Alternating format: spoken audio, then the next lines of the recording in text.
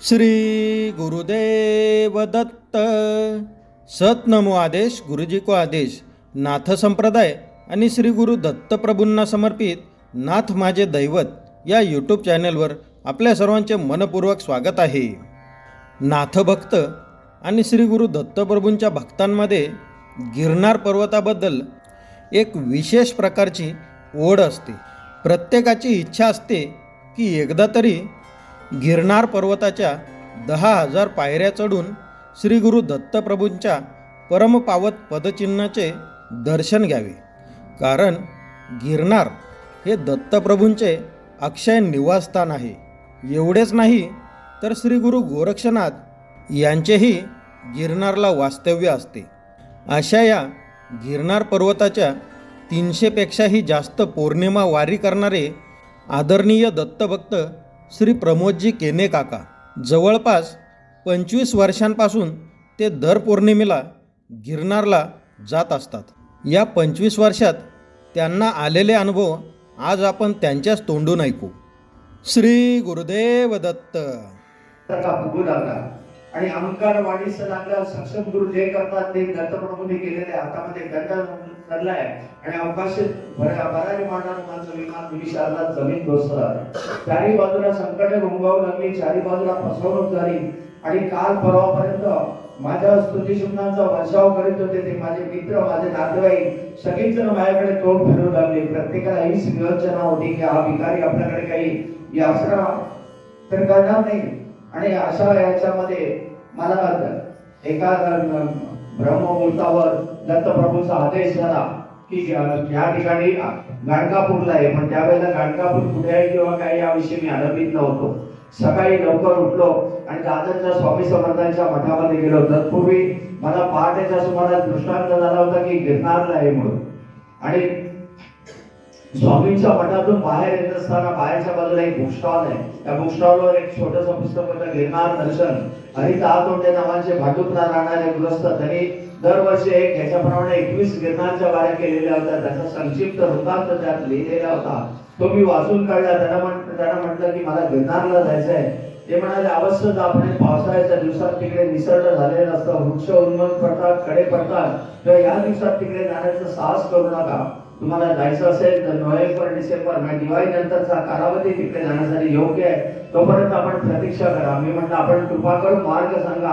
त्यांनी मार्ग सांगितला. मी गिरनारच्या पहिल्या बाजूला जाण्यासाठी निघालो. राजकोट पर्यंतचा प्रवास आम्ही ट्रेनने केलेला आहे आणि पुढील प्रवासासाठी वेरावळ बसमध्ये बसलोय. आणि सहप्रवासी होते मुंबईकर जैन. त्याने मला विचारलं कहाँ जा रहे? बोला गिरनार जा रहा हूँ.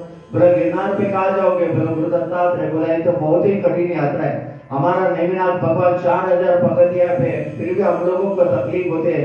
आपको तो 10,000 पगथिया चढ़ना है. आपको पहुंचते पहुंचते रात हो जाएगी.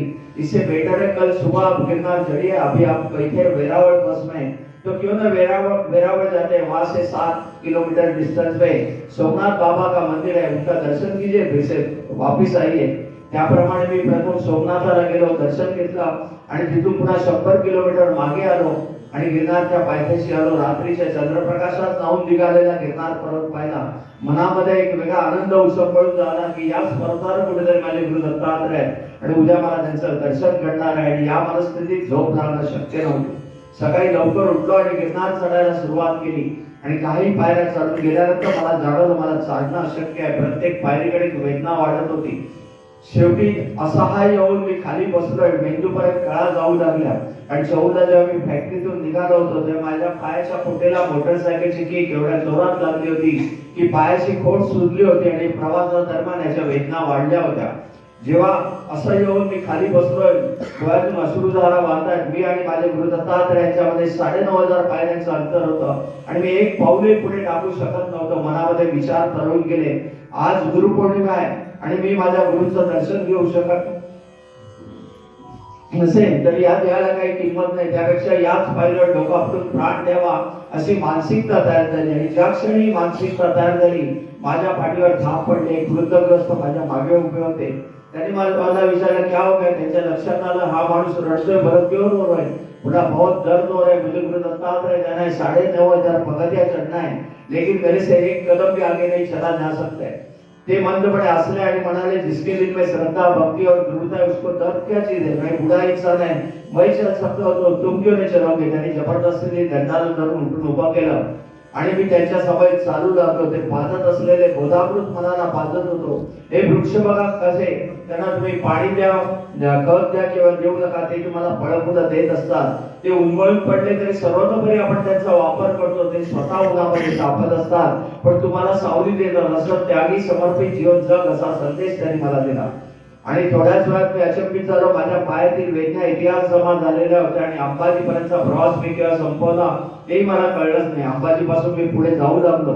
त्या त्यांनी मला हटकलं, म्हणाले की बेटा ये आदि माया शक्ती है, माँ का आशीर्वाद लो और माँ का शक्ति लेके आगे आ जाओ. बोला आप कहाँ जा रहे? मैं गुरु शिखर पे जाके बैठा हूँ.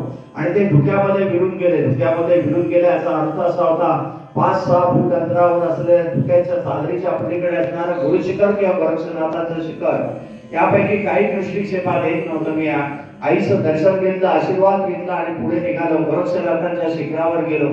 गोरक्षनाथांचं दर्शन घेतलं आणि आयुष्यात प्रथमच जेव्हा मी गुरु शिखरावर पाय ठेवले, समोर महाराजांचे चरण कमल पाहिले आणि मी स्वतःला आवडू शकलो नाही.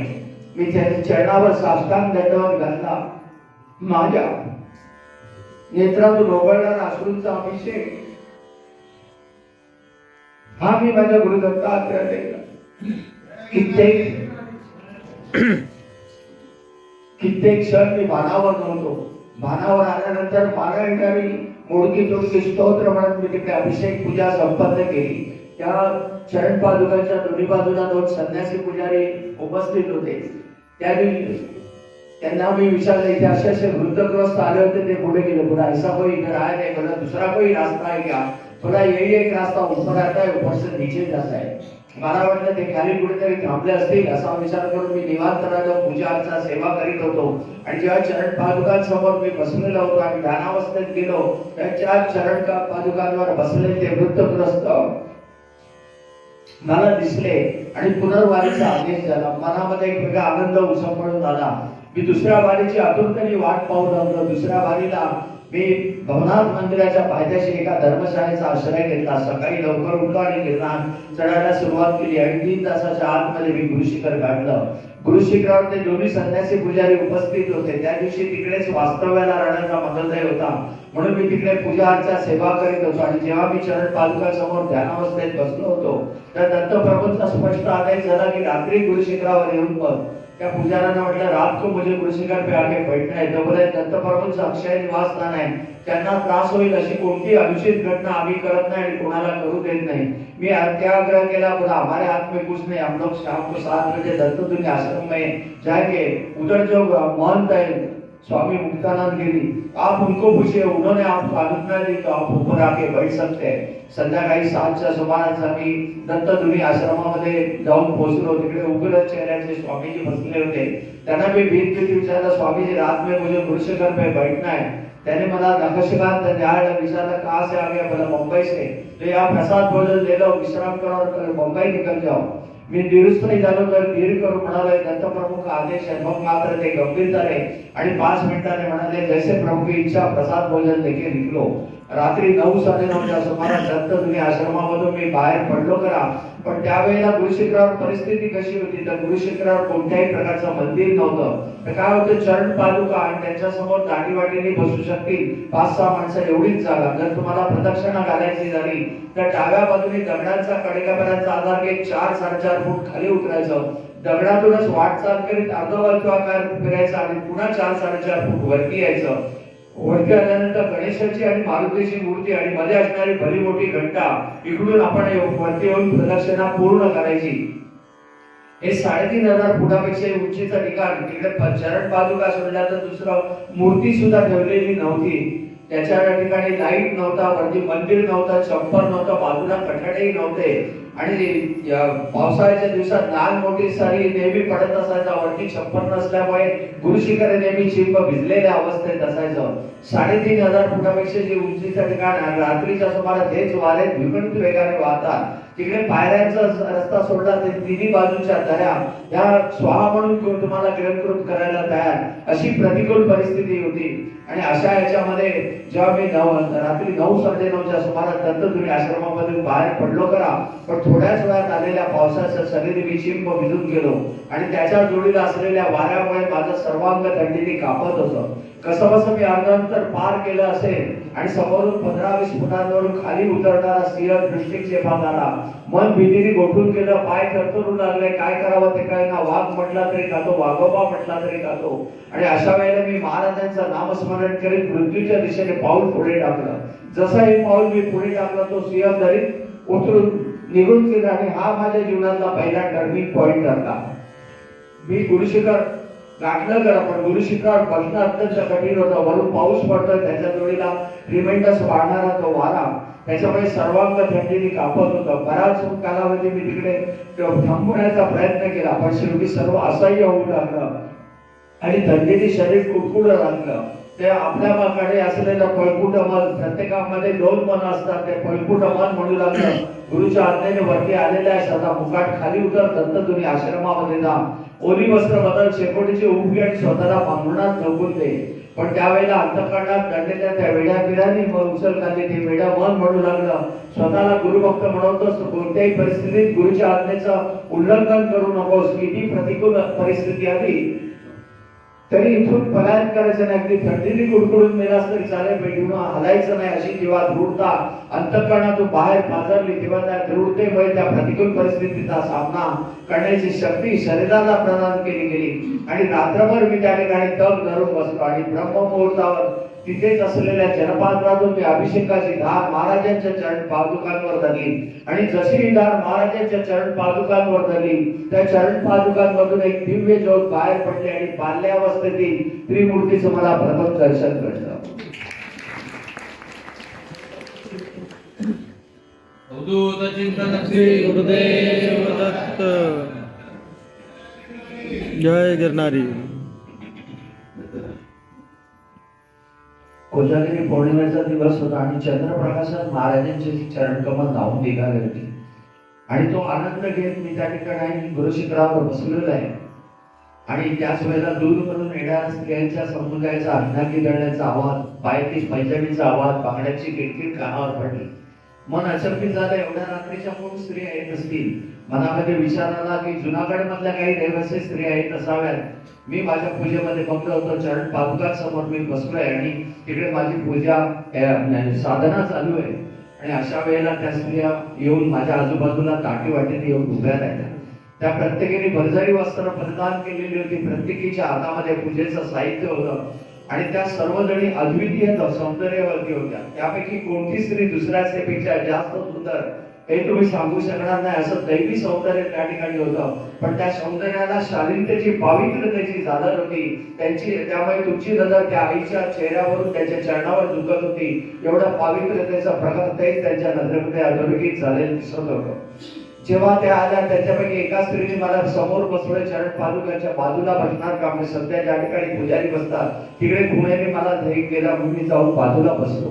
मी बसल्यानंतर त्यांची त्या ठिकाणी पूजा आमच्या करण्याला त्यांनी सुरुवात केली. शिस्तबद्ध रीतीने त्या सर्वांनी तिकडे महाराजांची अभिषेक पूजा संपन्न केली. ते बोलत असलेले स्तोत्र मंत्र मला काही समजत नव्हते, पण ते संस्कृत मात्र खचितच नव्हते, पण ऐकायला मात्र अत्यंत श्रवणीय होतं. जेव्हा त्यांनी शिस्तबद्ध रीतीने त्यांची पूजा संपन्न केली, तेव्हा नंतर त्यांनी महाराजांना प्रदक्षिणा घालायला सुरुवात केली. नृत्य गायन करीत प्रदक्षिणा घालणाऱ्या त्या स्त्रियांना पाहून मी मंत्रमुग्ध होऊन गेलो, कारण तो दैवी आविष्कार पाहण्यासारखा होता. चंद्रप्रकाशामध्ये ते वेगळंच अनुभूती त्या ठिकाणी मी अनुभवत होतो. आणि जेव्हा त्यांनी त्याच्या प्रदक्षिणा घालत होते नृत्य गायन करून, मला वेळ काळ कशा तरी मलाही भान राहिलं नाही. जेव्हा त्यांच्या प्रदक्षिणा संपल्या आणि त्यांनी महाराजांना वंदन करून परतायला सुरुवात केली, त्यापैकी एका स्त्रीने माझ्या हातात एक फळ प्रसाद म्हणून दिलं. त्या फळाला अमिताची गोडी होती. शेवटची स्त्री आली आणि वंदन करून खाली निघाली तेव्हा माझ्या मनात कुतूहल जागृत झालं. आपण त्यांना विचारायला तरी पाहिजे की आपण आलात तर कुठून.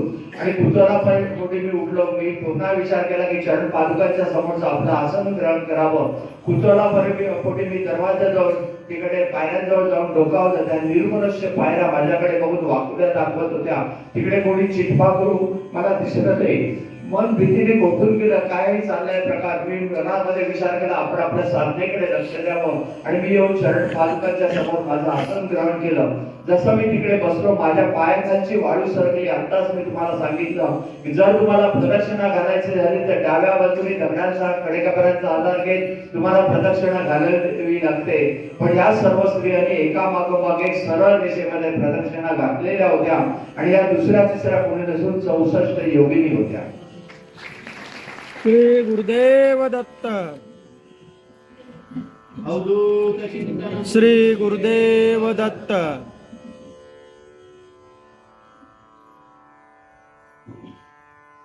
तिकडे पावसाचे दिवसामध्ये जबरदस्त पाऊस असतो. आणि एवढा जबरदस्त होतो की अंबाजी पासून गोरक्षनाथापर्यंत जायचं तर दोन्ही बाजूला कठाडेही नाहीये. तुमचा तोल गेला तर दरीतही पडण्याची भीती असते. एवढा जबरदस्त वारा आणि पाऊस असतो. अशा याच्यामध्ये एका पौर्णिमेला मी तिकडे जात होतो. आणि जात असताना मी अंबाजीपर्यंत नेटाने प्रवास आमच्या दोघांच्या मध्ये धरली आणि म्हणाले एक बेटा इथे पकडलो. मी ती काठी पकडली खरी पण त्यावेळेला त्यांच्यामध्ये असलेल्या त्या दैवी शक्तीची चुणूक मला अनुभवायला मिळाली. त्यांच्याबरोबर सहजगत्या मला त्या ठिकाणी खेचून पुढे नेऊ लागल्या. आणि मग आमचा वार्तालाप करत असताना माझ्या लक्षात आलं की त्यांचे गुरु वरती गुरु शिखरावर येणार आहेत आणि त्यांच्या दर्शनासाठी माऊली वरती चाललेली आहे. आम्ही वार्तालाप करत करत पुढे निघालो. गोरक्षनाथाच्या शिखरापर्यंत जाऊन पोहोचलो. गोरक्षनाथांचं दर्शन घेतलं. त्यानंतर आम्ही पुढे जाऊन निघालो. आणि एवढा प्रचंड पाऊस कोसळत होता. जेव्हा आम्ही गुरु शिखराच्या जवळ पोहोचलो आणि तेव्हा गुरु शिखराच्या इथून पायऱ्यांवरून पाणी घोंगावत खाली उघडत होतं. आता बघा आपल्याकडे आपण वाडीला जातो जेव्हा दक्षिण द्वार उघडतात. मला वाटतं तुमच्यापैकी कोणी ना कोणीतरी जाऊन नक्कीच आला असाल की आपण तिकडे स्नानाला जातो. तद्वत या ठिकाणी तर अक्षरशः वरुण राजाने संतत धार धरली आहे अभिषेकाची महाराजांच्या चरणावर. आणि त्यांच्या अंगावरून उघडणाऱ्या पाण्यामध्ये स्नान करीतच आम्ही दोघं वरती पोहोचलो. आणि त्या चरण पादुकांच्या समोर बसलोय. मी बसलोय चरण पादुकांचे आणि ती माऊली मायापासून हाताच्या अंतरावर बसलेली आहे. आणि हाताच्या अंतरावर बसली आणि त्या ठिकाणी बसल्या बसल्या ती माऊली ध्यानावस्थेत गेली. मी विचारात पडलो इथे बसणं शक्य नाही. माऊली काय लगेच ध्यानावस्थेत गेली. मी सुद्धा प्रयत्न केला आणि हळूहळू करून माझ्याही त्या ठिकाणी ध्यान लागलेलं आहे. आणि नंतर मी ब्रह्ममुहूर्त जवळ येऊ लागला. जसा ब्रह्ममुहूर्त जवळ येऊ लागला आणि त्याच वेळेला खडावांच्या पावलांचे आवाज ऐकू येऊ लागले. ते जणू आणि त्यावेळेपर्यंत पाऊस थांबलाय. मंदसा चंद्रप्रकाश पडलेला आहे. आणि ते आवाज जवळ येताना ती माऊली त्वरेने उठून उभी राहिली. जणू काय त्यांना त्या आवाजाची प्रतीक्षा होती. थोड्याच वेळात पहिले उंचेपुरे गौरवणीय बैरागी साधू त्या ठिकाणी उभे होते. आणि त्यांना पाहिल्यावर या माऊलींनी साष्टांग दंडवत घातला त्यांच्या चरणावर आणि त्यांना वंदन केलं. त्यानंतर त्यांनी माझ्याकडे बघून मला पुढे सांगितलं यांना वंदन कर म्हणून. आणि जसं मी खाली वाकलो आणि त्याच्या चरणावर माझं मस्तक टेकवलं आणि परमानंदाची टाळी लागली. वेळ काळ कशातही मला भाग राहिले तरी कित्येक क्षण मी त्याच्यात वाहून गेलो. जणू काही गवचुंबकाने एखाद्याला पकडावं तसं मला त्यांनी त्या चरणावर पकडून ठेवलं होतं. आणि संपूर्ण अंगातून एक वेगळ्या संवेदना वेगळ्या लहरी माझ्या शरीरातून प्रवाहित होत होत्या. आणि याच्यामध्ये मी भाव विभोरून बराच काळ त्याच्यात घडला. नंतर मी त्यातून बाहेर पडलो आणि मी माझ्या दत्तगुरूंच्या अभिषेकासाठी सोमनाथहून आणलेल्या गंगाजळ गुलाबजळ अंतर सर्व तयार केलं आणि अभिषेकाची तयारी केली. आणि ब्रह्ममुहूर्तात महाराजांनी जवळजवळ 8-9 वर्ष सातत्याने माझ्याकडून अभिषेक पूजा करून घेतलेली होती. म्हणून मी म्हटलं चला आपण आपल्या अभिषेकाची तयारी करावी. आणि सगळं अभिषेकाचं जल तयार केलं. आणि त्याच वेळेला त्या माऊलींनी तयार केलेलं अभिषेकाचं जल हे त्यांच्या गुरूंच्या अभिषेकासाठी माझ्याकडे मागितलं. माझ्या मनामध्ये बंडखोर विचार निर्माण झाला हे माझ्या गुरूंच्या अभिषेकासाठी आणलेलं जल मी यांच्या गुरूंना का द्यावं. आणि त्या माऊलीने जरूर काय माझ्या मनातले विचार ओळखले आणि ती म्हणाली, जो गुरु को समर्पित होता है परम गुरु तक पहुंच जाता है। दिल में कोई शासन का मत रख, तू भी मेरे साथ इनमें शरीक हो जाओ। आणि आम्ही दोघांनी मिळून त्यांच्या गुरुची अभिषेक पूजा केली, त्यांच्या चरणाची। आणि पूजा केल्यानंतर त्या माऊलींनी खाली वाकून त्यांना वंदन केलं। मी सुद्धा त्यांना खाली वाकून वंदन केलं आणि त्याच वेळेला माझी नजर त्या आईच्या चेहऱ्यावर गेली। एक वेगळा दैवी तेज आणि सौंदर्य त्यांच्या नजरेमध्ये होतं आणि ते पाहिल्यावर मी कळत नकळत नतमस्तक झालो आणि त्यांच्या नजरेवर शरणावर खाली वाकून त्यांना वंदन केलं। कारण त्या माऊलीच्या काठीने मला आधार दिला होता आणि मी इथपर्यंत आलो होतो। मी खाली वाकून त्यांना वंदन केलं। त्या माऊलीने मला उठून जवळ घेतलं, प्रेमाने जवळ घेतला, केसातून ममतेने हात फिरवला आणि आशीर्वाद दिला। आणि ही गुरु शिष्यांची जोडी त्या ठिकाणी मला आशीर्वाद देऊन खाली उतरून निघून गेली। मी पुन्हा अभिषेकाचं जळ तयार केलं आणि पुन्हा दत्तगुरूंच्या शरण पादुकांची अभिषेक पूजा संपन्न केली। आणि जेव्हा मी ध्यानावस्थेत शरण पादुकांसमोर बसलो होतो तेव्हा त्या मला ज्ञान झालं, ही आलेली गुरु शिष्यांची जोडी ही दुसरी तिसरी कोणी नसून साक्षात दत्तगुरु आणि अनेका लक्ष्मी त्या ठिकाणी आलेली होती। अवधूत चिंतन श्री गुरुदेव दत्त। जय गिरनारी।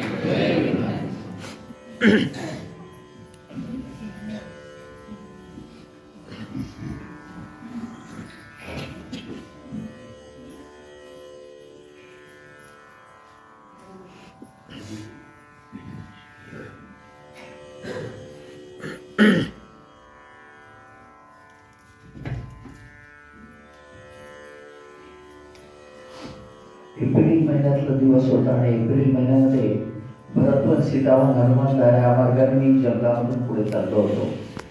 उन्हामुळे कातळ तापलेला होता आणि मी एके ठिकाणी थांबलोय आणि माझं लक्ष पाठीमागे गेलं। पाठीमागून एक हातापायाच्या चवड्यावर चालत एखादा व्यक्ती येत होती।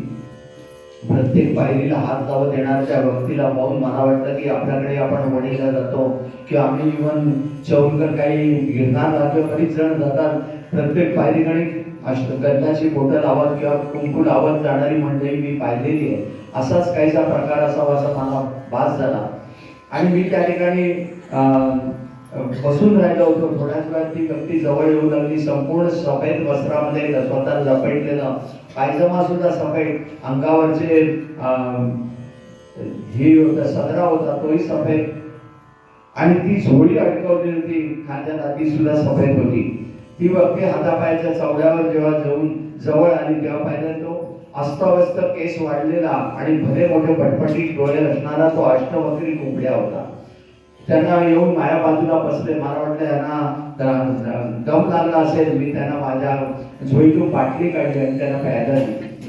त्यांनी ती बाटली काढली, माझ्याकडे स्मित हास्य फेकलं, ती बाटली तोंडाला लावली आणि रिकामी बाटली माझ्याकडे दिली।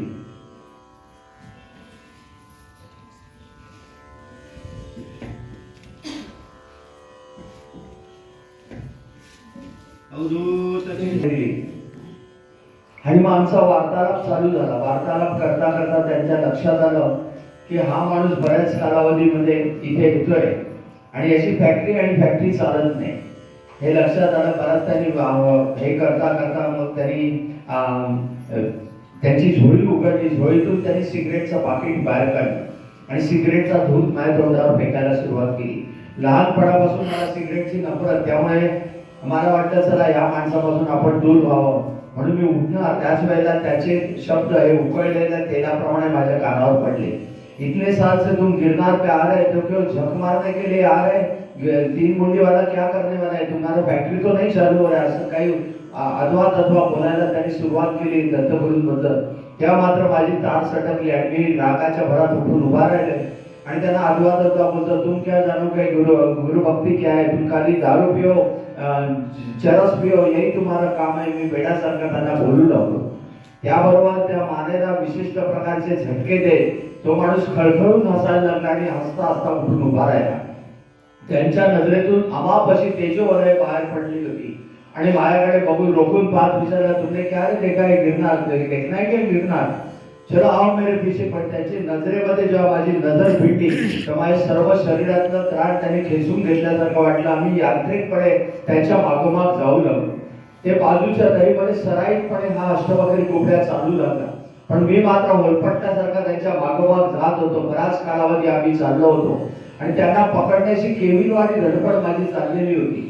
जेव्हा आम्ही दरीच्या टोकापाशी जाऊन पोहोचलो त्यानंतर त्यांनी बराच काही अंतर त्यांनी पार केलं आणि त्या ठिकाणी एक विवर लागलं. त्या विवरातून हा माणूस सहजगत्या आत शिरला. मी मात्र भीत त्याच्या पाठोपाठ चाललोय आणि बऱ्याच आम्ही आत गेल्यानंतर कुठेतरी पाण्याचा टपटप पडणारा आवाज ऐकू आला. आत जाऊन पाहिलं ते एक प्रशस्त गुंफा होती. तिकडे एक शिवलिंग होतं आणि दगडाच्या कपारीतून त्या शिवलिंगावर पाणी टपकत होतं आणि त्याच्या पाठीमागे एक शुभ्र जटाधारी असे तेजस्वी साधू व्याघ्राजीनावर बसलेले होते आणि ते ध्यानमग्न अवस्थेत होते. आणि अशा ठिकाणी आम्ही दोघं जाऊन त्या गुंफेत उभे राहिलो. आमची चाहूल लागली आणि त्यांच्या साधूची ध्यानातून बाहेर पडले ते साधू. आमच्याकडे त्यांनी रोखून पाहिले. सुरुवातीचा काही क्षण त्यांनी वेगळ्या तटस्थ नजरेने आमच्याकडे पाहू लागले. नंतर त्यांची नजर या अष्टवक्री कोंबड्याकडे पडली. मग मात्र त्यांच्या दोन्ही डोळ्यातून अश्रूचा प्रवाह सुरू झाला. अश्रुधारा वाहत आहेत आणि तो हात जोडून विनयाने उभे आहे. एक तेजस्वी साधू विनयाने उभा आहे आणि त्या अष्टवक्री कोंबड्याकडे बघतोय की स्वामी किती काळ मला प्रतीक्षा करायला लावली आणि आज आपलं मला दर्शन घडतंय.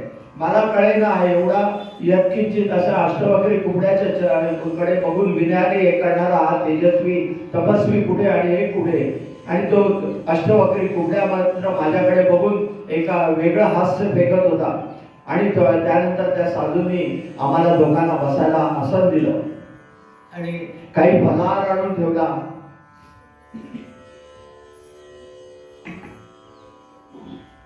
आणि मग त्यांचं गूढ भाषेमध्ये दोघांचं गहन विषयावर चिंतन चालू होतं. बराच काळ त्यांचा याच्यात व्यतीत झाला.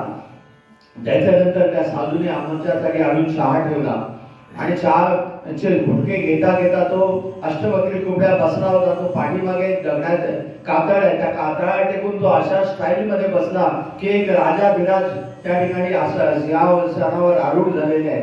अशा ठिकाणी ते बसले. चहाचे घुटके घेता घेता त्यांनी पुन्हा त्यांची झोळी उघडली. झोळीतून पुन्हा सिगरेटचं पाकिट काढलं आणि माझ्या तोंडावर पुन्हा धूर सोडायला सुरुवात केली. पण आता मला त्या धुराचा अप्रूप वाटत नव्हता. एक वेगळासा मंदसा सुगंध त्यातून बाहेर पडत होता. आणि जेव्हा त्या ठिकाणी हे करत असताना ते मात्र माझ्याकडे कुतूहलाने पाहतायत. मी विचारत होतो की हा माणूस आहे तरी कोण. आणि त्याच वेळेला माझी भीती थोडी थोडी कमी होत गेली आणि भीती कमी झाल्यावर मी त्यांना विचारलं हा भाऊ कोण. त्याबरोबर ते खळखळून पुन्हा ते निरागस हास्य बाहेर पडलं आणि मानेला एक विशिष्ट प्रकारचे झटके देत केस नुसते अस्ताव्यस्त वाढले झालेले भले मोठे पटपटीत डोळे माझ्याकडे पाहतायत आणि खळखळून हसता हसता ते म्हणजे अभी तक मुझे पहचाना नहीं क्या मेरा नाम है शंकर. आणि ते उठून उभे राहिले. जय शंकर महाराज की जय हो. त्यांच्या नजरेमध्ये माझी नजर गेली. बोला देखो मेरी आंखों में प्रचंड ज्वालामुखी जणू काय त्यांच्या नजरेतून बाहेर पडत होता. सर्वांग त्या ठिकाणी भयकंपित झालं होतं. हळूहळू त्या नेत्रामध्ये बदल होत गेला. संपूर्ण बर्फाच्छादित प्रदेश दिसतोय. त्या बर्फाच्छादित प्रदेशामधून एक शिवलिंग बाहेर पडतंय आणि ते जणू काही अवकाशाला गवसणी घालणार आणि आजूबाजूचा परिसर हा संपूर्ण ओम नमः शिवाय ओम नमः शिवाय हे निनादत होता. आणि त्याच वेळेला त्यांनी माझ्या मस्तकी हात ठेवला. परमानंदाची टाळी लागली आणि मी त्याच्यामध्ये वाहून गेलो. जेव्हा मी त्यातून बाहेर पडलो तेव्हा त्यांनी मला पुढील कार्यासाठी उपदेश केला की तुला जन्म कशासाठी झालाय, कशासाठी तू इथे आलाय, यासाठी काय करायचं आहे. त्यांनी मला मार्गदर्शन केलं आणि त्या साधूला सांगितलं बेटो को ऊपर छोड़ के आओ. आणि साधूंनी मला गिरनारच्या पायथ्याशी ते पूर्ण जाणाऱ्या रस्त्यावर नेऊन सोडलं आणि ते खाली उतरून निघून गेले. श्री गुरुदेव दत्त.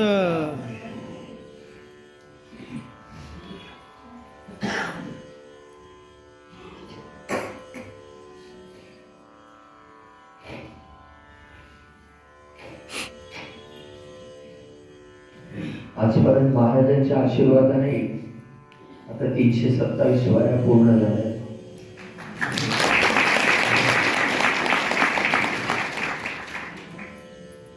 त्याच्या जोडीला 297 या सोमनाथच्या वारी पूर्ण केल्या. हा सर्व प्रवास एक वेगळ्या धर्तीवर महाराजांनी करून घेतले. पैसे असताना सुद्धा आपण काही ठिकाणी जाऊ शकत नाही.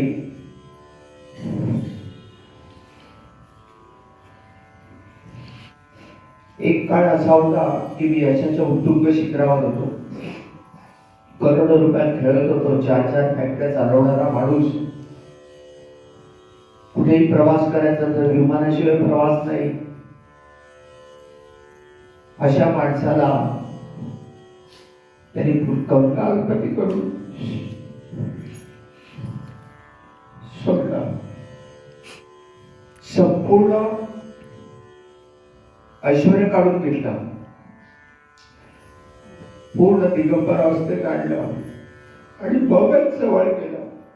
अंतःकरणात असलेला षड्रिपूतचा कचरा अक्षरशः पटके बाहेर काढून टाकला. हे गुरुचं काम आहे. गुरु तुम्हाला परिपूर्ण करूनच सोडणार. एखादी मूर्ती घडवायची आहे. दगड आहे. त्या दगडावर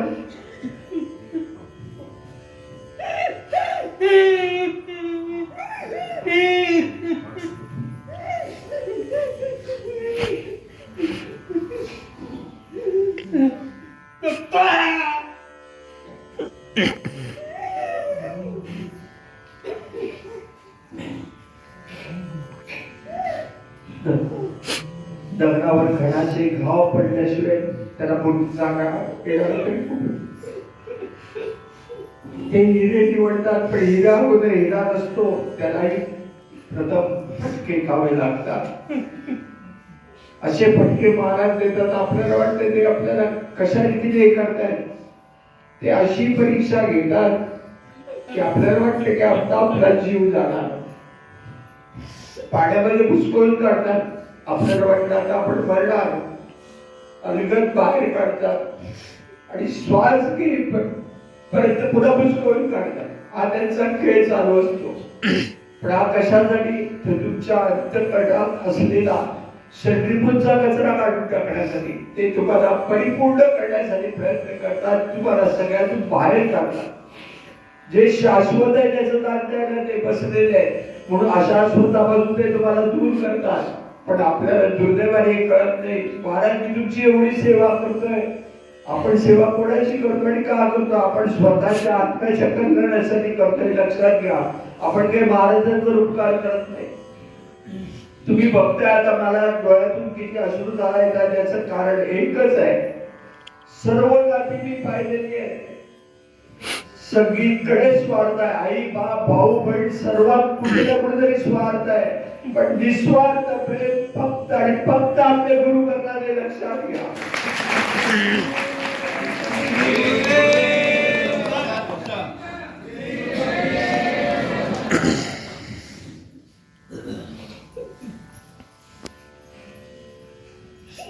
परिचय म्हणतात तुम्ही प्रवचन देवळी रडता का? हे रडत नाहीये. हे महाराजांची कृपा पाहतोय आणि त्या अश्रू रूपाने ती कृपा बाहेर पासरते आणि ती कृपा तुम्हाला सर्वांना मिळावी म्हणूनच हा प्रवचनाचा घाट आहे. बाकी काहीच नाही.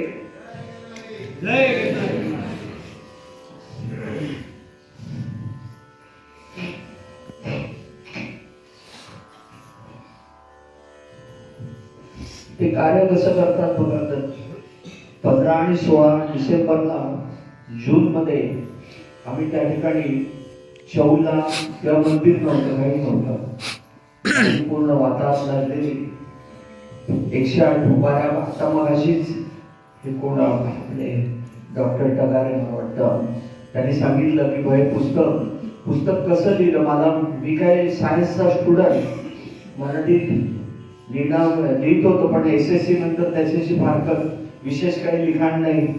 अशा याच्यामध्ये महाराजांनी ते पुस्तक लिहून घेतलं, त्यांनी आज्ञा केली आणि त्याप्रमाणे मी सकाळी पहाटे लवकर उठायचं, बसायचं लिखाणाला. मी बसत होतो पण महाराज लिहून घेत होते. आणि एका रात्री एक विद्या वाचस्पती म्हणून 80 वर्षाच्या लेखिका आमच्या घरी आल्या रात्रीच्या. त्या म्हणाल्या मला आजच भेटायचं तुम्हाला. त्या आणि त्यांच्याबरोबर कोणी रिपोर्टर आले होते आणि त्यांनी आलं. पहिलं पुस्तक प्रकाशित झालेलं होतं. पुस्तक त्यांनी वाचलं आणि आले आणि नंतर बसल्यानंतर चहा पाणी घेता घेता त्या म्हणाले, प्रमोद खेडे तुम्ही याच्यात लिहिलेलं आहे हे निखालच खोट आहे. माझ्या मनामध्ये चर्च झालं. म्हटलं मी काय खोटं बोललो? ह्याच्यामध्ये प्रस्तावनेत तुम्ही लिहिलंय की मी लेखक काही पण 56 लेखक जग मारतील अशी भाषा तिकडे आलेली आहे. मी कशाचं लेखक आहे हे केवळ आणि केवळ महाराजांनी करून घेतलंय याची ती ग्वाही आहे.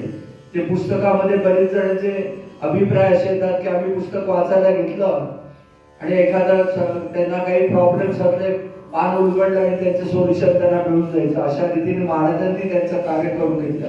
पुस्तक वाचून गिरनारला गेलं नाही अशी माणसं फार कवकशीत असतील. एवढं त्या पुस्तकाने त्यांना खेचून दिलं. एक पुस्तक नव्हे, एक पोथी आहे, एक ग्रंथ आहे.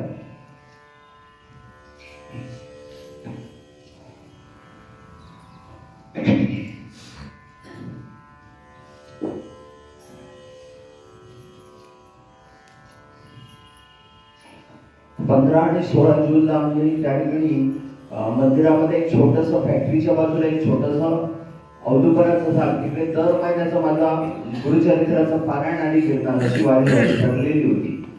त्या गुरुचरित्राचं पारायण करून मी गिरनारला जातो. तिकडे एक छोटस मी दत्त मंदिर अगदीच छोटस होतं म्हणजे, आणि एवढीशीच मूर्ती त्या ठिकाणी ठेवली होती औदुंबराची आणि त्या ठिकाणी माझी पूजा अर्चा चालायची.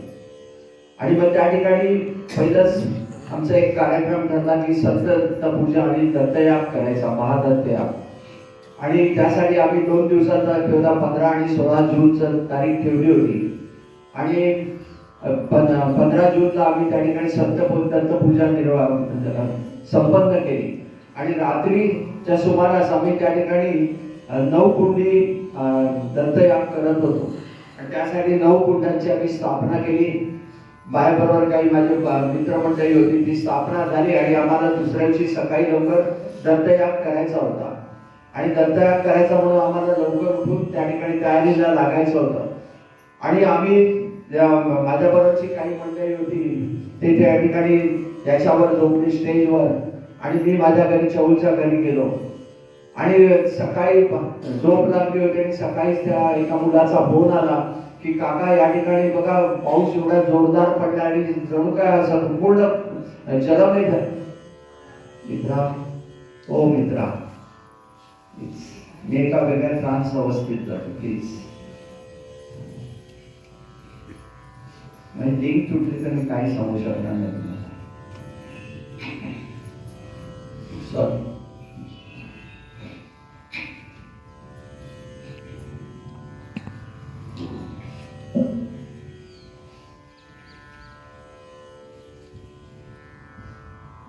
त्यांनी सांगितलं इथे संपूर्ण जलमय झालेलं आहे आणि आता आपण याग कसं करायचं. कारण दुसऱ्या दिवशी सकाळी 10 वाजता सर्व मंडळी येणार होती. माझ्या मनामध्ये दस्त झालं. म्हणजे महाराजांनी सांगितलं आणि त्यांच्या आज्ञेनुसार एक कार्य चाललंय. आणि मी घरामध्ये होतो. मी त्यांना म्हटलं तुम्ही तिकडे कामाला सुरुवात करा. ते पाणी बाहेर ड्रेन आउट करता येईल का प्रयत्न करा. कारण भरपूर पाऊस पडला होता रात्री आणि पाणी एवढं जलमय झालं होतं. यज्ञकुंड संपूर्ण त्याच्यामध्ये भरलेली होती पाण्याने. आणि मी त्यांना सांगितलं आणि मी तिकडून माझ्या घरून निघालो. आणि घरून निघालो, मंदिरात आलो. मंदिरामध्ये ते छोटस मंदिर होतं. तिकडे जाऊन महाराजांच्या समोर बसलो आणि मी एका सात्विक संतापाने मी महाराजांशी भांडतोय, ध्यानावस्थेत गेलोय. आणि महाराजांनी सांगतो तुमच्या आज्ञेने हे कार्य चाललंय, मग हे विघ्न काय हवं. आणि त्याच वेळेला मी पाहतोय त्या ठिकाणी सगळी जलमय झालेली सगळी 9 कुंड दिसत आहेत मला. आणि त्याच वेळेला तिकडे पाहिलं एका कुंडातून, मुख्य प्रमुख कुंडातून महाराज बाहेर पडले. संपूर्ण अग्नी स्वरूपामध्ये ते आहेत. त्यांच्या सर्वांगातून अग्नीच्या ज्वाला बाहेर पडत आहेत आणि त्यांनी संपूर्ण हात सर्वकडे यज्ञमंडपात फिरवायला सुरुवात केली. पाणी इव्हॅपोरेट होऊन बाहेर पडतंय आणि थोड्याच वेळात संपूर्ण यज्ञमंडप हे पूर्ण पूर्ववत झालं. माझ्याकडे बघितलं, हसले, हात वर केला आणि त्या ठिकाणी निघून गेले. आणि या ठिकाणी घडलं वेगळं, ही मंडळी त्या ठिकाणी बसलेली होती यज्ञ मंडपात आणि पाणी काढतात तेव्हा एवढी प्रचंड उष्णतेच्या लहरी बाहेर पडत होत्या की त्यांना त्या ठिकाणी घामाने थपथपले, त्यांना तिकडे उभं राहणे शक्य होईना. शेवटी ते म्हणाले, काय बाबा हे आपलं काम नाही, आपण फॅक्टरीत बसूया आणि काका येतील तेव्हा बघूया काय करायचं ते. ती सगळी मंडळी येऊन फॅक्टरीमध्ये बसली, आपले पंखा लावलाय आणि त्याखाली बसले. मी मंदिरातच बसलोय तिकडे. आणि थोड्याच वेळात तासाभरात जेव्हा मी तिथून बाहेर आलो, ते संपूर्ण यज्ञ मंडप हे पूर्णपणे सुकट्टाक झालेलं होतं. ही महाराजांची किमया त्या ठिकाणी आम्ही पाहिली. त्याच्यानंतर 16, 17, 15, 16, 17 डिसेंबरला आमचा त्या ठिकाणी मोठा कार्यक्रम होता महादत्त यागाचा. आणि तो दत्तप्रभूंच्या आज्ञेनुसार आम्ही करणार होतो. आणि हा विश्वशांतीसाठी, विश्व कल्याणासाठी आम्ही हा यज्ञ करत होतो. आणि त्यावेळेला माझ्या वडिलांची तब्येत, तिथे दादरला राहत होतो आम्ही, आणि माझ्या वडिलांची तब्येत अत्यंत अत्यवस्थ होती. मी इकडे यज्ञाची तयारी करायला सुरुवात केली आणि माझ्या आईचा फोन आला की बाबा तू तिकडे यज्ञाची तयारी करतो, इथे वडिलांचं काही खरं नाहीये. म्हणून मी 13 तारखेला माझ्या मित्रांना सांगितलं, तुम्ही हे सर्व कार्य आपलं विश्व कल्याणासाठी करतोय, तर मी आलो नाही तर तुम्हाला हे कार्य पूर्ण करायचंय असं बोलून मी त्या ठिकाणी दादरला आलो. वडील म्हणाले, तू का आलास? म्हणजे मला काही होणार नाही, तू जे कार्य करतोस ते चांगलं कार्य करतोस, तर तू तिकडे कार्याकडे लक्ष दे, माझी चिंता करू नकोस, मला काही होणार नाही. आणि असं बोलून ते मला म्हणाले, तू आता निघ इकडून आणि कार्याकडे लक्ष दे. मी म्हटलं, एकदा मी तिकडे कार्याला गेलो आणि माझं जर प्रायश्चित्त विधान झाला तर मी पुन्हा इकडे येणार नाही जोपर्यंत माझं कार्य संपन्न होत नाही. त्यामुळे काही करत नाही, मला काही होणार नाही, तू तिकडे लक्ष दे. आणि त्याप्रमाणे मी तिकडे चौलला जाऊन पोहोचलो. आणि चौलला त्यावेळेला तिकडे फॅक्टरीमध्ये माझे काही 80 पॅनल्स होते जे मला दुसरीकडे पाठवायचे होते नागपूरला. म्हटलं फॅक्टरीची जागा खाली होईल आणि येणाऱ्या बरीचशी मंडळी होती, त्या मंडळींना त्या ठिकाणी आपल्याला उठण्या बसण्यासाठी जागा होईल. म्हणून मी ती 80 बॅरल एका ट्रकमध्ये लोड केले आणि नागपूरला रवाना केले. इकडे मी कार्याकडे लक्ष देऊ लागलो. 14 तारीख होती आणि त्या ठिकाणी माझं प्रायश्चित्त विधान झालं. आणि प्रायश्चित्त विधान झालं आणि त्याच वेळेला तिकडून माझ्या आईचा फोन आला. प्रणव केळकर म्हणून आमच्या परिवारातला होता, त्यामुळे काका काकींचा फोन, यांचा आईचा फोन आहे तुमच्या. म्हणून मी फोन घेतला. तिकडे आई रडत होती. ती म्हणाली, तिकडे तू हे करतोय पण इकडे काय झालं माहितीये का? रात्री म्हणजे या ठिकाणी मुलं चेंडू खेळत होते आणि क्रिकेट खेळत असते बिल्डिंग मध्ये. खेळता खेळता एका मुलाने जो चेंडू जोरात मारला तो नेमका आईच्या डोळ्याला लागला आणि आईचा डोळा फुटला होता, त्यातून रक्तस्राव बाहेर पडत होता. आई म्हणते, बाहेर तू इथे निघून ये. म्हटलं, आई आता मी येऊ शकत नाही, धाकट्या भावाला घे, जाऊ दे, मी पाठोपाठ येतो. मी माझ्या कार्याकडे लक्ष देऊ लागलो. त्याच वेळेला दुसरा एक फोन आला. तो नागपूरला ट्रक रवाना केला होता, त्या केमिकलचा ट्रक, आणि तो एका धाब्यावर थांबला. ड्रायव्हर विडी गाडी ओढताना तो ट्रक संपूर्ण मालासकट बेचिराख झाला होता. लागोपाठी संकट येऊ लागली.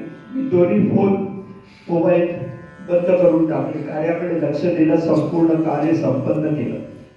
आणि कार्य संपन्न केलं आणि नंतर मग चांगल्या रीतीने तो असा यज्ञ संपन्न झाला. आणि 19 तारखेला देवरुखला मला दत्तमूर्तीच्या स्थापनेसाठी बोलावलं होतं आणि ते मागेच लागले होते. म्हणून आम्ही तात्काळ 18 तारखेला रात्रीच निघालो.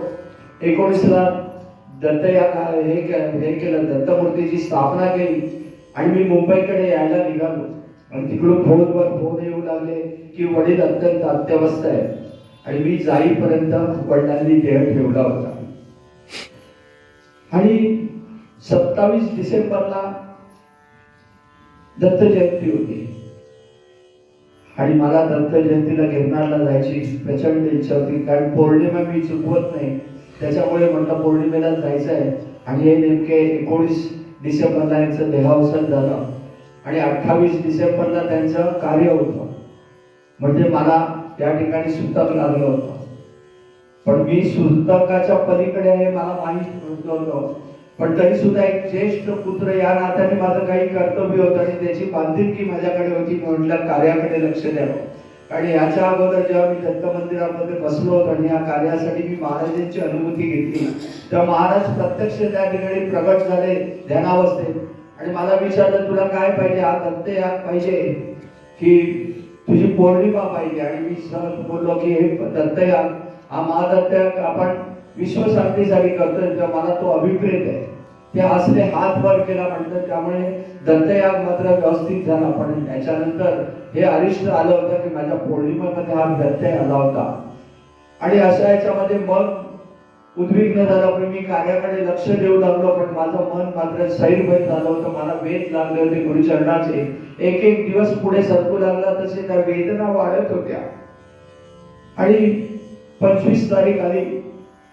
25 तारीख आली आणि पहाटेच्या सुमारास मला दृष्टांत झाला. व्याघ्रातीन घातलेले शिवस्वरूपामध्ये हातामध्ये त्रिशूळ आहे असे दत्त महाराज तिकडे उभे होते आणि मला सांगतात, बघ या माझ्या रूपाकडे, याच रूपाने मी येईल आणि तुला गिरनारवर घेऊन जाईल. एवढं त्यांनी त्या ठिकाणी आश्वासन दिलं आणि ते अंतर्धान पावलं. त्यानंतर आमच्या परिवारातली मंडळी आली. म्हणे, काका तुम्हाला आम्ही विमानाने राजकोटला नेते, तिथून आम्ही कारची व्यवस्था केली आहे, तुम्हाला डायरेक्ट आम्ही दत्त जयंतीला तिकडे नेतोय, तुम्ही दर्शन घ्या. या तुम्हाला पुन्हा कार्यासाठी आम्ही 28 तारखेच्या कार्याला आम्ही तुम्हाला इथे आणून सोडतोय. म्हटलं नाही, मला आता महाराजच इकडे येणार आहे. ते विचित्र नजरेने माझ्याकडे पाहू लागले आणि दुसऱ्या दिवशी 27 तारखेला त्या ठिकाणी आम्हाला एक वेगळं रूप त्यांनी मला दाखवलं. वेगळं रूप एवढ्यासाठी की त्या ठिकाणी एक एक क्षण पुढे जाऊ लागला आणि तिकडे दत्त जयंतीचा उत्सव साजरा करण्यात लोक मशगूल होते. माझ्या मिसेसला मी सांगितलं, रात्री माझ्या रूम मध्ये कोणी यायचं नाही, घरात मध्ये चरण पादुकांचा फोटो आहे, त्याच्या खालीच मी झोपतो. मी खाली पाहुणलो होतो आणि त्या ठिकाणी कोणी पाहिलं ते कोणीतरी आलंय आणि मला हलवून जागं केलं. उठून पाहतोय तर त्या ठिकाणी त्याच रूपामध्ये व्याघ्राची घातलेले शिवस्वरूपामध्ये दत्तात्रय उभे होते. त्यांनी माझ्याकडे पाहिलं आणि मी उठून उभा राहिलो हात जोडून. त्यांनी माझ्या दंडाला धरलं आणि डोळे मिटायला सांगितले. आणि जेव्हा त्यांनी मला डोळे मिटायला सांगितले, मी कुठेतरी अवकाशातून जातोय असं मला एवढंच मला ज्ञात होतं. पण त्यांनी मला सांगितलं होतं डोळे बंद ठेव. आणि जेव्हा त्यांनी सांगितले डोळे उघड, तर मी गुरुचरणावर चरण पादुकांच्या समोर उभा होतो.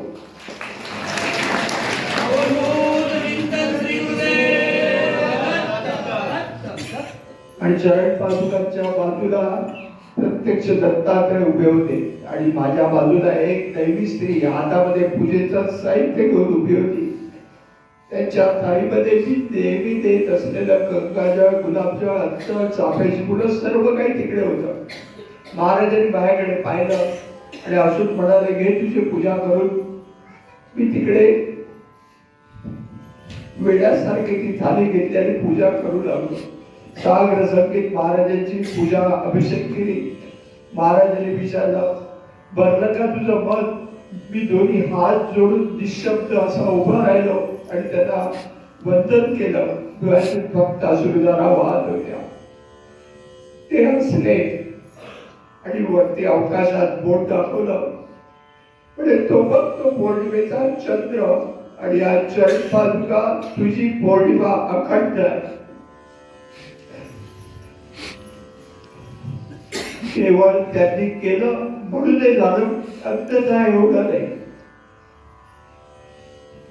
बरीच जण म्हणतात की काका आता तुम्ही ड्रेस कोड चेंज करा. म्हणजे काय करू? म्हटलं घरात भगवी वस्त्र घाला, गळ्यात रुद्राक्षाच्या माळा घाला, त्याच्यामुळे काय होणार? म्हणजे तुम्ही साधू बना. असं साधुत्व मला मंजूर नाहीये आणि महाराज बनणं तर मला अजिबात मंजूर नाही. कारण जर मी म्हणत असेल मी प्रत्यक्ष महाराजांना पाहिलंय, कोटी सूर्याचं तेज ज्यांनी पाहिलंय, त्यांच्या समोर आपण मी ते काजवेही नाही, तो स्वतःला महाराज म्हणून घेण्याचं धारिष्ट कला मी करणार नाही. आपण त्यांच्या दासानं दास म्हणून त्यांच्या चरणापाशी पडून राहायचं, फक्त त्यांच्या चरणावर राहायचं, ते स्थान टिकून राहण्याचा प्रामाणिक प्रयत्न करायचा आणि त्यासाठी सर्व अहंकाराला तिलांजली दिली पाहिजे. जर तुम्हाला चढ सोपं आहे पण उतरणं निमिषार्धात तुम्हाला खाली लोटलं जाईल. तिथे टिकून जायचं तर तुम्हाला फक्त विनयशीलता पाहिजे, शरणागत भाव पाहिजे, त्याच्या चरणाचा दास पडूनच राहायला पाहिजे, तरच हे शक्य होईल. हे मात्र तितकंच सत्य आहे.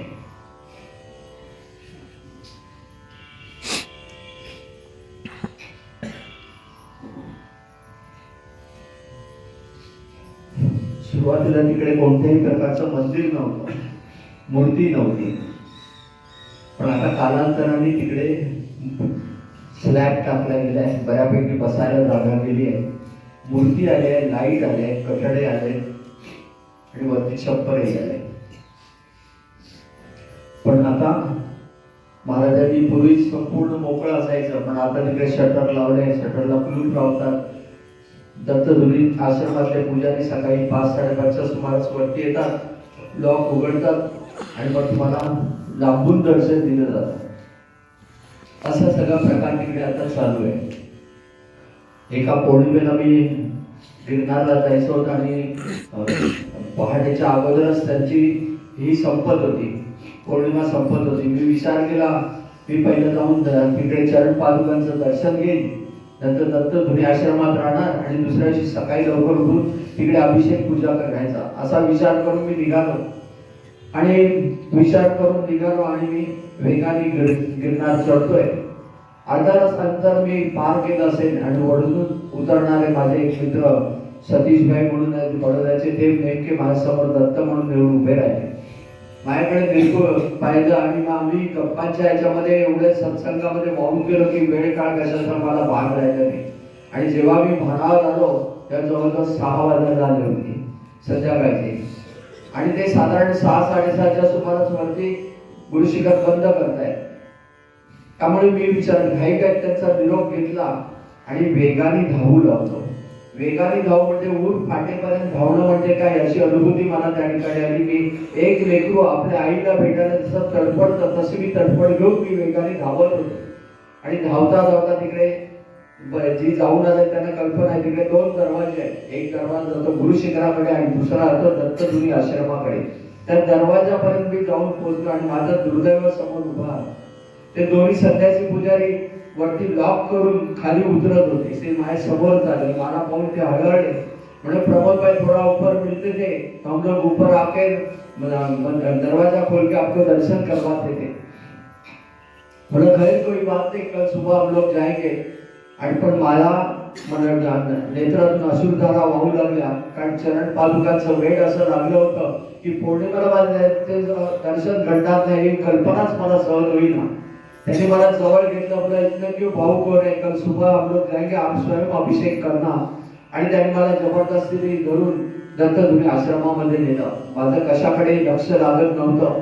त्यांनी प्रसाद घ्यायला लावला, आरती करायला लावली, पण कशातच लक्ष लागेना. आणि शेवटी मी त्या ठिकाणी बसलोय आणि रात्री मी बाहेर आलोय. दत्तधुनी आश्रमामधून सगळे झोपलेले होते. बाहेर आलोय आणि तिकडून गुरुशिखर दिसतंय. मी आर्तपणे गुरुमाऊलीला साकडे घालतो की मला तुमच्या चरणापासून मला दूर का करताय.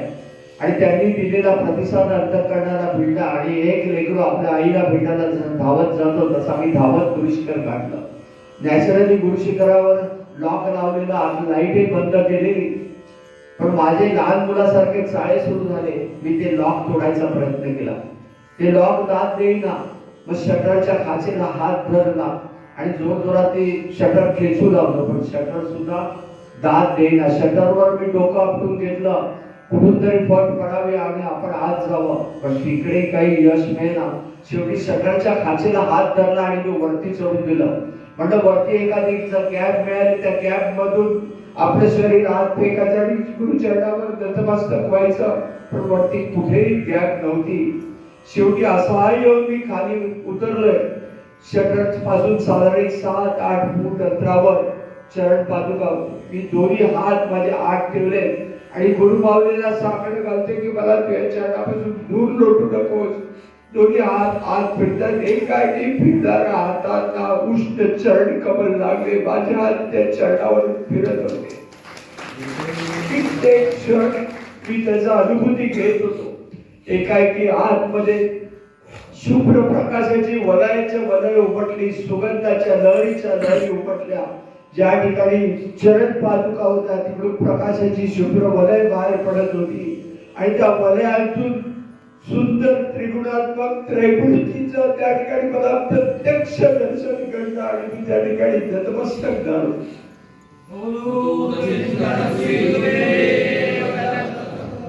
जय गिरनारी.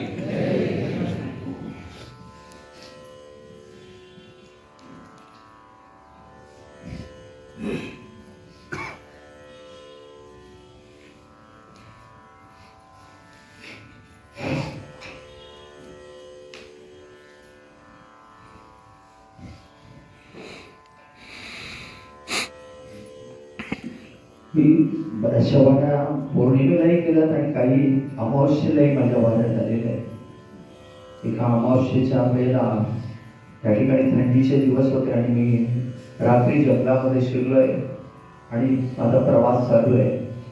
तिकडे जे एवढं पौर्णिमेला प्रकाश तरी असतो पण या ठिकाणी संपूर्ण अंधाराचं साम्राज्य आणि अशा ह्याच्यात मी प्रवास करत पुढे चाललोय आणि जात असताना सगळीकडे जरा काही खोटं वाचलं तरी माणसाला भीती वाटेल, स्वापदांचं जर भय होतं तसा सगळा प्रकार तिकडे होता. आणि जात असताना बरेच अंतर मी पार केलं आणि त्याच वेळेला मला दूरवर कुजबुजण्याचा आवाज आला. मी जाऊन पाहिलं तर एक शेकोटी पेटवलेली होती आणि शेकोटीच्या पाठीमागे 2 अघोरी साधू त्या ठिकाणी बसलेले होते. एकाने जटा बांधलेल्या होत्या आणि दुसऱ्याच्या जटा सोडलेल्या मोकळ्या होत्या आणि त्यांनी चित्र विचित्र माळा गळ्यामध्ये हातामध्ये आणि वरच्या त्याच्या गाई बांधलेल्या होत्या. हे सगळं बघितलं आणि त्यांचे नेत्र एवढे उग्र होते जणू का त्याची भुबळ आहे ती वरती चढली होती. त्या बरोबरच अघोरी साधू होते. तंत्रमंत्र याच्यामध्ये निष्णात असलेले ते अघोरी साधू होते आणि त्यांचे ते उग्र रूप होते. तिकडे जवळ गेल्यानंतर त्याने मला बोलवलं, आहो बैठो. थंडीचे दिवस होते, त्यांनी शेकोटी पेटवली. मी त्यांच्या समोर जाऊन बसलो कारण प्रचंड थंडी होती. बसलो करा. मग ते बोलता बोलता त्यांनी वार्तालाप चालू केला.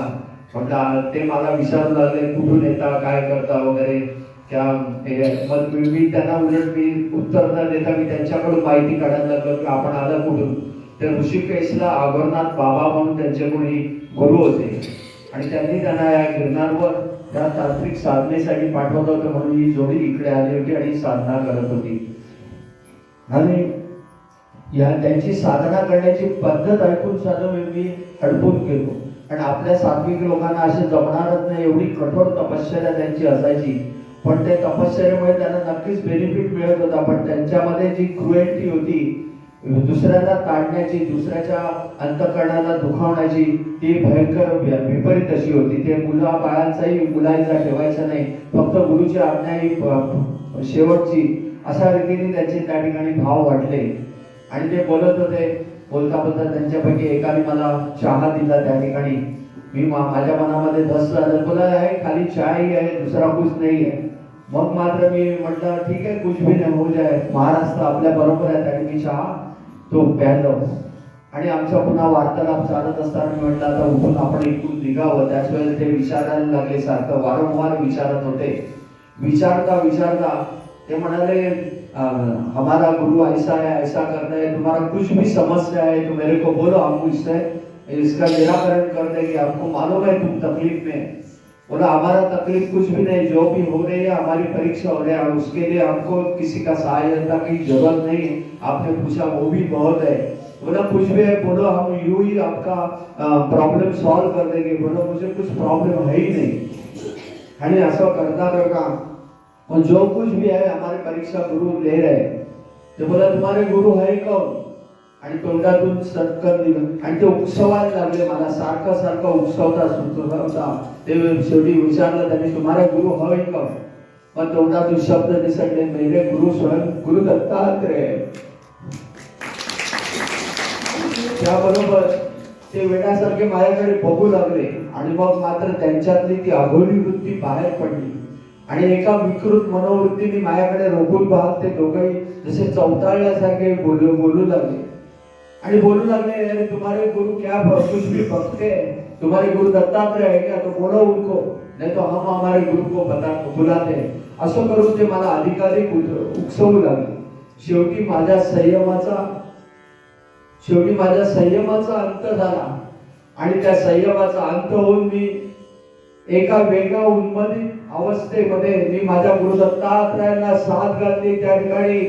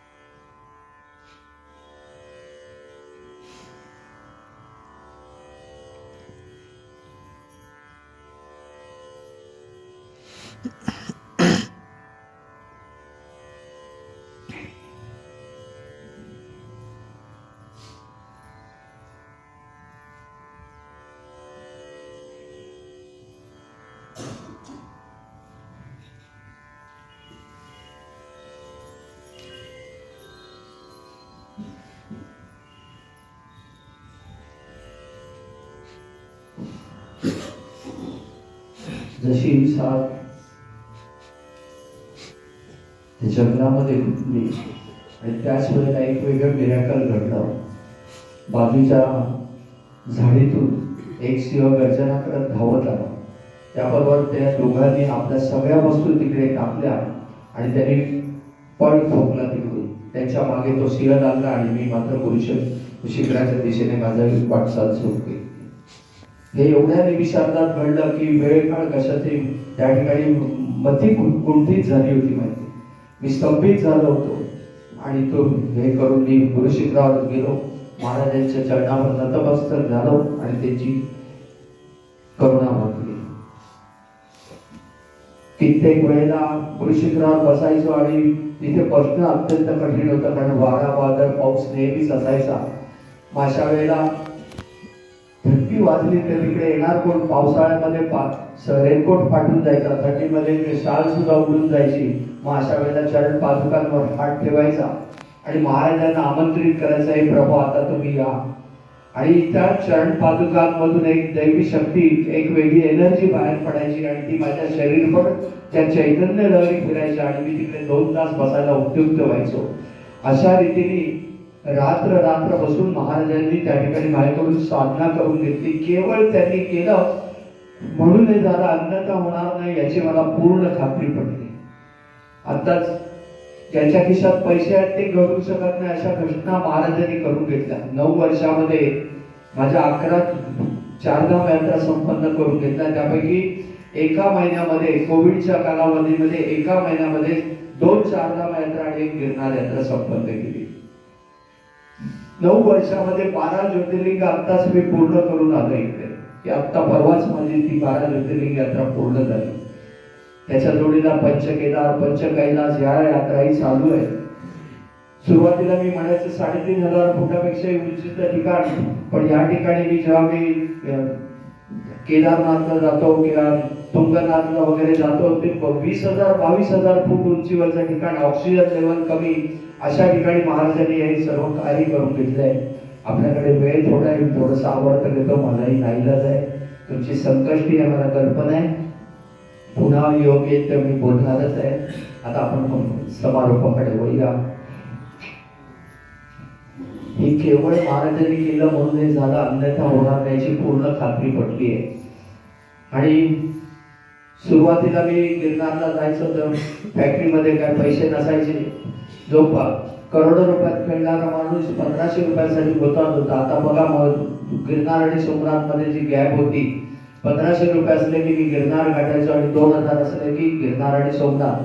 पुढे जायला 500 रुपये नव्हते, त्यामुळे काही माझ्या सोमनाथ वाऱ्या झाल्या नाही. अशा याच्यामध्ये गिरनार मात्र महाराजांनी करून घेतलं. सुरुवातीला फॅक्टरी ड्रम विकून मी गिरनार गाठायचो. शेवटी ड्रम विकायला ड्रम शिल्लक राहिले नाही. मग बायकोने मदत करायला सुरुवात केली. शेवटी ती म्हणाली तुम्ही जाणार तुमचे गुरु दत्तात्रय जाणार, मी काय संसारातले पैसे तुम्हाला देणार नाही. आणि तिच्याही लक्षात आलं की या माणसाची फॅक्टरी चालू होण्याचं काही लक्षात दिसत नाही. मग एखादा हरिद्वारून एखादा संन्यासी येतो एका स्वामी भक्ताकडे इन्व्हॉल्व देतो आणि ते माझ्याकडे येऊन माझी गिरनार वारी करायची. एका वारीला गुरुचरित्राचं पारायण चौलला केलं आणि गिरनारला जायचं होतं, खिशात पैसा नाही. चौलच्या घरामध्ये मी सेंटॅक्सची फाईल चालत होतो, त्यातून 2350 रुपये निघाले, गिरनार वारी झाली. एका वारीला सकाळी बायको उठली, ऑफिसला निघून गेली, खिशात पैसा नाही. चरण पादुकांचा फोटो घरामध्ये, त्याच्यावर हात ठेवला आणि रडतोय, मला तुझ्या चरणापाशी यायचं आहे, पैसे नाहीत, मी तरी काय करू. आणि त्याच वेळेला माझं लक्ष पोटातल्या अंगठीकडे गेलं आणि त्याही प्रसंगी मी असणारे वेड्या रडतोच का, तुझ्या पोटात अंगठी आहे. आणि आयुष्यात प्रथमच अंगठी सोनाराकडे ठेवली का आणि गिरनारून आलो. एका पार्टीकडून 50,000चं येणं होतं, ते पैसे हातात आले. म्हटलं पहिले आपली अंगठी सोडून घ्यावी. ती अंगठी सोडून पोटात घातली तेव्हा कोण आनंद झाला, तो आनंद अंगठी परत मिळाल्याचा नव्हता. एका वारीची तरतूद पोटात आहे, हा तो आनंद होता. एका वारीला अशी सकाळी बायको गेली ऑफिसला, फक्त गिरनारला जाण्यापुरतं राजकोट पर्यंत तिकीट एका ओळखीच्या एजंटनी काढून दिलेलं. म्हटलं चला राजकोटला जाऊ, पुढे मी राजकोटला जायला निघालो. राजकोट पर्यंत ट्रेन पोहोचली, पुढे जाऊन वेरावळ बसमध्ये बसलो. म्हटलं आता ते कंडक्टरला सांगायचं हातातलं घड्याळ घे, पण मला गिरनारला जाऊ दे. कंडक्टर जवळ येऊ लागला, घेसाला कोरड पडली, कारण असा प्रसंग आयुष्यात कधी झाला नव्हता. कंडक्टरने विचारलं तिकीट, तोंडातून शब्द निसटला एक वेरावळ, ते तिकीट काढून दिलं. आता नाटक करायला पाहिजे होतं, पाटक्या विजारीच्या खिशात हात गेलाय, पण नाटककार दुसरा होता. हात बाहेर आला आणि 500 रुपयाची नोट हातामध्ये होती. ती नोट त्याच्या हातात कोंबली. उरलेले पैसे घेतले आणि सोमनाथ गाठला. सोमनाथच्या पिंडीवर रागाने डोका आपटून घेतला. मला तुझे दिसीमध्ये नको, मला माझ्या कष्टाला यश दे. ते पैसे सगळे तिकडे अभिषेकाला वापरून टाकले, फक्त जुनागडला येण्यापुरते तिकिटाचे पैसे खिशात ठेवले. पुन्हा वेरावळ बसमध्ये बसलो. ती बस जुनागड एसटी स्टँडवर आली. बस मधून खाली उतरतो, एक संन्यासी दत्त म्हणून समोर उभा, माझ्याकडे भिक्षा मागू लागला. म्हटलं खिशात काय चिल्लर आहे, काढून द्यावी. खिशात हात घालून चिल्लर सगळी काढली, त्याला द्यायला गेलो. थोडे पैसा नाही चाहिए मुझे, कुछ खिलाओ. तो ऐकायला तयार नाही. शेवटी तो वैतागला आणि मला म्हणू लागला, अरे भाई 2 दिन हो गए मैं भूखा है, मुझे कुछ खिलाओ. ती मग माझ्या लक्षात आलं 2 दिवसापासून मी उपाशी होतो.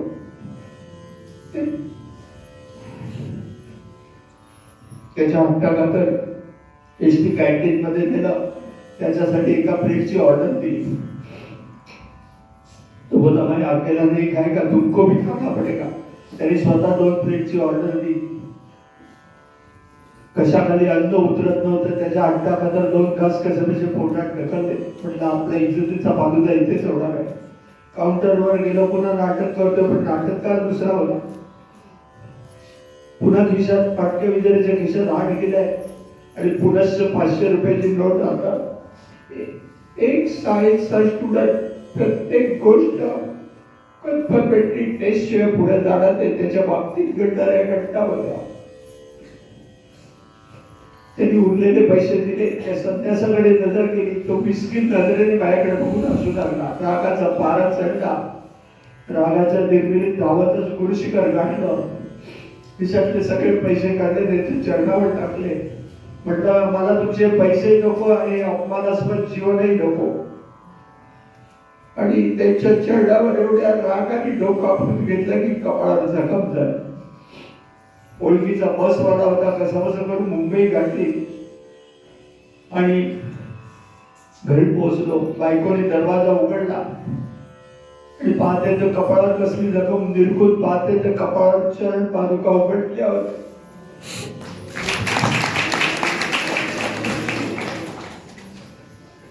आणि 7 दिवस झाले. त्या अधिकाधिक कृतिक होत गेले आणि 7 दिवसानंतर अंतर्देहात विलीन झाले.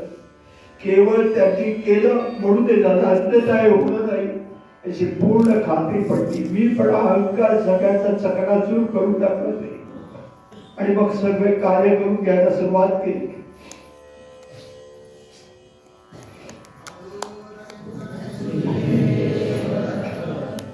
एकेकाळी करोडो रुपयात खेळणारा माणूस महाराजांनी सांगितलं, आता सर्व कार्य तुला भिक्षेद्वारे करायचंय. स्वतः दत्तप्रभू भिक्षेची जोळी घेऊन फिरतात, त्यांच्या जोळीमध्ये त्रैलोक्य सामावले, त्यांना भिक्षेची गरज काय. पण आपला अहंकाराचा त्याग कसा करायचा आहे ते झोळीद्वारे ते शिकवतात. ती झोळी घेऊन तुला भिक्षा मागून कार्य करायचंय. झोळी घेऊन त्यांनी शिवदत्त मंदिराची उभारणी करून केली.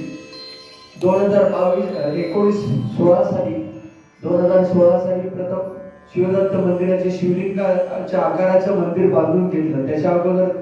त्याच्यानंतर दर महिन्याचे तिकडे यज्ञ होतात आणि हे देश धर्म आणि संस्कृतीसाठी होतात. तिथे कुठलाही आम्ही वैयक्तिक संकल्प करत नाही आणि हे सर्व कार्य या भिक्षेतून मंदिराची उभारणी आणि हे दर महिन्याचे यज्ञ कर्म, त्याच्यामध्ये 2 अतिरुद्र झालेले आहेत. स्वातंत्र्य सूर्य यज्ञ, क्रांती सूर्य यज्ञ, 51 शक्तीपीठ अशा विविध प्रकारचे यज्ञ त्या ठिकाणी झाले. आणि त्याच्यानंतर दर महिन्याला त्या ठिकाणी आम्ही मेडिकल कॅम्प घेतो. त्या काळातल्या लोकांना जी मदत करता येईल, शाळेतल्या मुलांना शिक्षणासाठी मदत करता येईल, हे सर्व याचा विनियोग ह्या पैशातून केला जातो. हा संपूर्ण पैसा आम्ही त्या ठिकाणी वापरतो आणि तुम्हाला सगळ्यांना आम्ही आमंत्रित करतो. आता त्या ठिकाणी 51 शक्तीपीठांचा महाशक्ती याग आहे. हा देशाच्या स्वातंत्र्यासाठी अखिल संपूर्ण अखंड भारताचा स्वप्न साकार करण्याच्या दृष्टीने आम्ही हा यज्ञ करतोय आणि त्यासाठी आम्ही क्रांतिकारकांना, स्वातंत्र्य सैनिकांच्या वंशजांना तिकडे बोलावलेले आहे आणि कित्येक मिलिटरीमध्ये ब्रिगेडियर कर्नल वगैरे त्या ठिकाणी येणार आहेत. त्यांना आम्ही तिकडे रेड कार्पेट घालून त्या ठिकाणी उभं करणार आहोत. त्यांना मुलांना मोटिवेशन देण्यासाठी त्यांना आम्ही बोलावलेलं आहे.